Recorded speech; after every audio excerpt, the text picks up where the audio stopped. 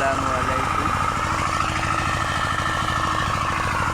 এই দেখেন আজকে নামছি। আজকে আমাদের ধান কাটার সময় হইতেছে। আলহামদুলিল্লাহ ধান অনেক ভালো হয়েছে, মোটামুটি কিছু ভালো হয়েছে, আর কিছু খারাপ হইব, এটা কোনো ইয়া না। আলহামদুলিল্লাহ যে অবস্থা, ব্যবসার পাশাপাশি আমরা নিজেরা ধানটা কইরা খাইতে পারি। কারণ আমরা 1 বছর হইলে 3 বছর খাইতে পারি, 2 বছর খাইতে পারি। এই জন্য আমরা আগে কৃষক, পরে ব্যবসায়ী, ঠিক আছে। আমরা আগে চাষি। আমরা যেমন মাশরুম চাষ করি, তাহলে আমরা ধানও চাষ করি। তা ইনশাল্লাহ এই ধান ক্ষেতের মধ্যে মেয়েদি আমরা 1 সপ্তাহের মধ্যে ইয়া করবো,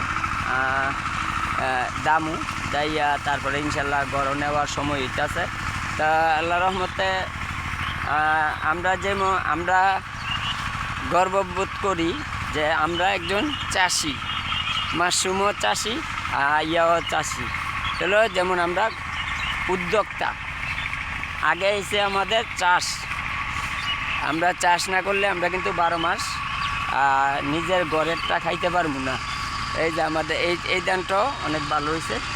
ইনশাল্লাহ মোটামুটি আলহামদুলিল্লাহ। এই যে এগুলি সব দামও, এই যে আমাদের আরেকটা মেশিন আসছে, ওই যে এখানে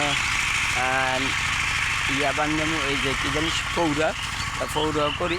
তা এখন দেখা গেছে আমরা এটা হইল গিয়া, এই দেখেন এগুলি পুরাটাই আমরা এই 2-4 দিনের ভিতরে, 8 দিনের ভিতরে আমরা দামু। তা দাইলে ইনশাল্লাহ আল্লাহর রহমতে আবার 1-2 বছর নিশ্চিত।